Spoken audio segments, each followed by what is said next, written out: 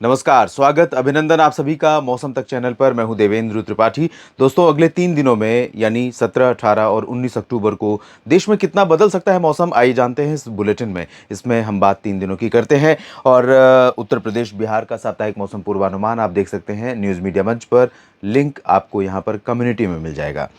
यहाँ पर जो WD बना हुआ था वो आगे मूव कर रहा है और सर्कुलेशन भी आगे बढ़ रहा है, तो दोनों सिस्टमों के आगे बढ़ने और पिछले 2 दिनों में कई जगहों पर बारिश देने के बाद अब कमज़ोर होने के चलते बारिश की गतिविधियां धीरे धीरे रिड्यूसिंग ट्रेंड पर रहेंगी। रुझान बारिश में कमी का रहेगा, उत्तर भारत के पहाड़ों पर भी, मैदानी इलाकों पर भी। लेकिन इसके बावजूद आज कई जगहों पर पहाड़ों पर, कश्मीर से लेकर हिमाचल और उत्तराखंड में हल्की वर्षा या बर्फबारी और ओलावृष्टि होने की संभावना बनी हुई है। गिलगित बाल्टिस्तान, मुजफ्फराबाद और लद्दाख में भी कुछ स्थानों पर बारिश की गतिविधियां देखने को मिल सकती हैं। साथ ही साथ यहाँ पर भी बर्फ गिर सकती है।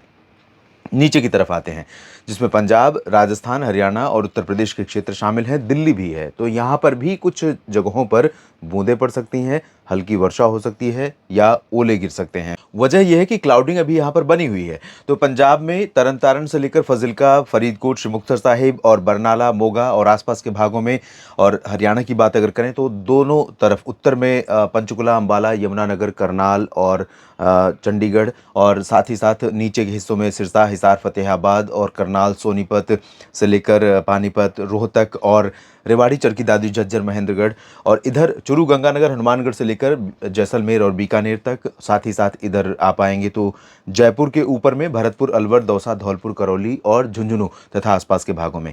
और यहाँ पर अगर उत्तर प्रदेश के भागों की बात करें तो यहाँ पर पश्चिमी क्षेत्र जो है या मध्य क्षेत्र है, इसके दक्षिणी हिस्सों में कुछ स्थानों पर वर्षा होने की संभावना। जो मॉडल आपको दिख रहा है लगभग इसी तरह के चांसेस रहेंगे। यहाँ पर बादल भी दिखाई देंगे और बहुत मामूली बारिश होगी, ज़्यादा तेज़ बारिश नहीं होगी, लेकिन बारिश हो सकती है। और ये बारिश यहाँ पर ये जो बागपत और गाजियाबाद, गौतम बुद्ध नगर, बुलंदशहर का रीजन है, उसके बाद आगे आगरा, अलीगढ़, मथुरा का रीजन है, हाथरस, एटा, इटावा, मैनपुरी, फर्रुखाबाद, फिरोजाबाद से लेकर झांसी, ललितपुर, कानपुर नगर, कानपुर देहात, हमीरपुर, महोबा, चित्रकूट, कौशाम्बी, प्रयागराज और आसपास के भागों में। जौनपुर, प्रतापगढ़ के ऊपर भी थोड़े बादल दिखाई दे सकते हैं। सुल्तानपुर और लखनऊ के ऊपर भी बादल दिखाई दे सकते हैं। कुछ स्थानों पर हल्की वर्षा भी हो सकती है। साथ ही साथ वाराणसी और मऊ, चंदौली तथा आसपास के भागों में भी कुछ बादल रहेंगे, लेकिन बारिश की उम्मीदें यहाँ पर बहुत कम रहेंगी। और सिमिलर कंडीशन आपको बिहार, झारखंड और पश्चिम बंगाल के कुछ भागों में देखने को मिलेगी। यहाँ पर नमी रहेगी और नमी के चलते थोड़े बादल बनेंगे और कुछ स्थानों पर हल्की फुल्की वर्षा भी देखने को मिल सकती है या बूंदाबांदी हो सकती है। पूर्वोत्तर में भी बारिश बहुत कम हो गई है। अरुणाचल प्रदेश या असम, नागालैंड, मणिपुर, इन भागों में कहीं कहीं पर लाइट रेन हो सकती है। सिक्किम में लाइट रेन की संभावना है। इधर ओडिशा के तटों पर थोड़ी बारिश हो सकती है और आंतरिक इलाकों में कहीं कहीं पर बूंदें पड़ सकती हैं।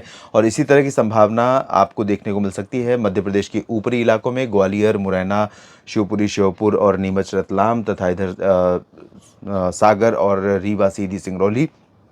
बाकी जगहों पर ड्राई वेदर रहेगा। गुजरात में शुष्क मौसम रहेगा। महाराष्ट्र में विदर्भ, मराठवाड़ा और मध्य महाराष्ट्र के ऊपरी इलाकों में, कोंकण, गोवा के उत्तरी क्षेत्रों में ड्राई वेदर रहेगा लगातार। लेकिन रत्नागिरी और सिंधुदुर्ग तथा इधर सतारा और आसपास के इलाकों से लेकर पुणे के बीच में कुछ स्थानों पर बारिश की संभावनाएं बनी रहेंगी। उत्तरी तटीय आंध्र प्रदेश और आंध्र प्रदेश के रायलसीमा, तेलंगाना, इन भागों में बहुत मामूली बारिश हो सकती है।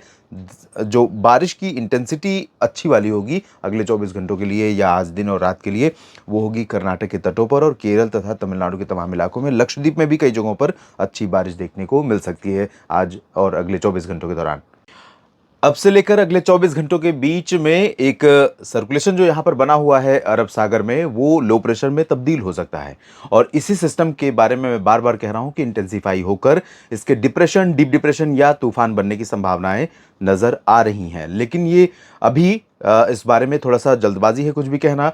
नज़र लगातार मेरी बनी हुई है, इस पर ट्रैक कर रहा हूँ कि किस तरफ अगर बनेगा तो किस तरफ जाएगा। साथ ही साथ इसको बनने के लिए क्या कंडीशंस ज़रूरी हैं और क्या वो कंडीशंस यहाँ पर अवेलेबल हैं, इसके बारे में 2 वीडियो बैक टू बैक मैं मौसम तक चैनल पर ही डाल चुका हूँ। आप देख सकते हैं पीछे डला हुआ है। आज भी कोशिश करूँगा उसका अपडेट डालने के लिए।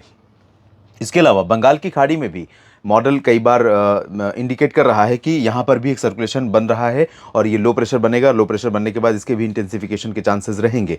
लेकिन दोनों सिस्टम की प्रोबेबिलिटी क्या है ये मैं बताऊंगा अगले बुलेटिन्स में।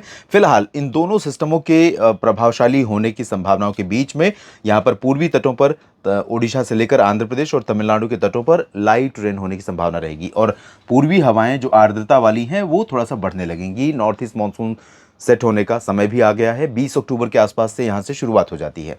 आंध्र प्रदेश की रायलसीमा और उत्तरी आंतरिक कर्नाटक, दक्षिणी आंतरिक कर्नाटक और तमिलनाडु में लाइट रेन संभावित है। केरल, तटीय कर्नाटक और लक्षद्वीप में कई जगहों पर मध्यम से तेज बारिश होने की संभावनाएं रहेंगी। महाराष्ट्र में ऑलमोस्ट रीजन में ड्राई वेदर रहेगा, जिसमें विदर्भ, मराठवाड़ा, मध्य महाराष्ट्र, कोंकण, गोवा सभी जगहों पर शुष्क मौसम रहेगा। छत्तीसगढ़ और उड़ीसा के आंतरिक इलाकों में, झारखंड, बिहार और पश्चिम बंगाल के क्षेत्रों में कहीं कहीं पर एक दो जगहों पर कुछ बूंदें पड़ सकती हैं, उससे ज़्यादा संभावना नहीं है। बाकी उत्तर प्रदेश, पंजाब, हरियाणा, दिल्ली, राजस्थान, गुजरात, मध्य प्रदेश, महाराष्ट्र के सभी क्षेत्रों में शुष्क मौसम के बीच में एक अच्छा परिवर्तन ये होगा कि अब जब ये सिस्टम आगे निकल रहा है तो कल से हवाओं का रुख उत्तर पश्चिमी दिशा से रहेगा। और ये हवाएं तो पहले से चल रही हैं, लेकिन अब ये हवाएं असल में ठंडक लेकर यहाँ से निकलनी शुरू होंगी। तो रात के समय अगर आप घर से निकले हैं 11 बजे और आपको आने में, घर पहुँचने में रात के 8 या 9 बजने वाले हैं और आप सुबह टी शर्ट पहन के निकले हैं बाइक से, तो ये जो इंडो गैंगेटिक प्लेन्स है यहाँ पर आपको बहुत धीमी गति से बाइक चलानी पड़ेगी, क्योंकि हल्की ठंडक आपको परेशान करेगी। तो इसलिए बेहतर है कि निकलते समय बैग में एक छोटा सा जैकेट या पतला सा विंड शीटर रख लें, जिससे आप इस हवा के ठंड के असर को थोड़ा कम कर सकें। तो फिलहाल ये स्थिति यहाँ पर रहेगी। राजस्थान पर भी तापमान में गिरावट का असर देखने को मिलेगा, गुजरात में भी मिलेगा और इधर पूर्वोत्तर भारत में फिलहाल लाइट रेन की संभावना है। बाकी पहाड़ों पर मौसम धीरे धीरे साफ हो जाएगा। लद्दाख और उत्तराखंड में कहीं कहीं पर हल्की वर्षा देखने को मिल सकती है। और इसके बाद हम बात कर लेते हैं 19 अक्टूबर के लिए। 19 अक्टूबर को उत्तर भारत के पहाड़ों पर ड्राई वेदर के बीच में, गिलगित बाल्टिस्तान, मुजफ्फराबाद से लद्दाख के बीच में और उत्तराखंड में छिटपुट बादल रहेंगे, कुछ बूंदें पड़ सकती हैं।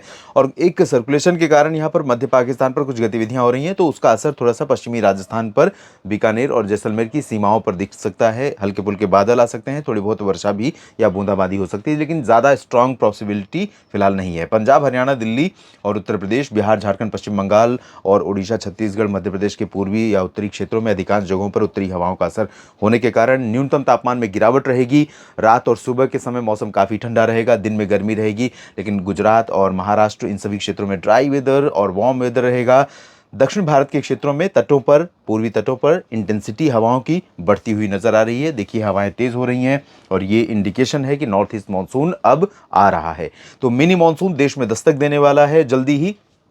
साथ ही साथ आंध्र प्रदेश की रायलसीमा या फिर कर्नाटक के आंतरिक इलाकों में, तेलंगाना के क्षेत्रों में फिलहाल लाइट रेन होने की संभावनाएं नजर आ रही हैं। तटीय कर्नाटक और केरल में भी लाइट टू मॉडरेट रेन हो सकती है। लक्षद्वीप में कई जगहों पर बारिश होने की संभावना है। और अब देखिए बंगाल की खाड़ी और अरब सागर दोनों तरफ इंटेंस सिस्टम बनते हुए नजर आ रहे हैं। और ये सिस्टम जब बन गए तो आप समझिए इसी तरह से बनेंगे। और ये सिस्टम बन गए तो ये सिस्टम भी पश्चिम की तरफ जाएगा और ये सिस्टम भी पश्चिम की तरफ जाएगा। ये कहाँ सीधे तमिलनाडु पर ही चला जाएगा या आगे बढ़ेगा, डिपेंड करेगा। और कितना इंटेंस होगा ये इस पर भी डिपेंड करेगा कि किस रीजन पर अफेक्ट डालने वाला है। नज़र रहेगी मेरी लगातार इन दोनों सिस्टमों पर। भारत के किन हिस्सों को प्रभावित करेंगे इस पर भी नज़र रहेगी। आप लगातार बने रहिएगा मेरे साथ न्यूज़ मीडिया मंच और मौसम तक चैनल पर। जानकारियाँ लगातार शेयर करता रहूँगा।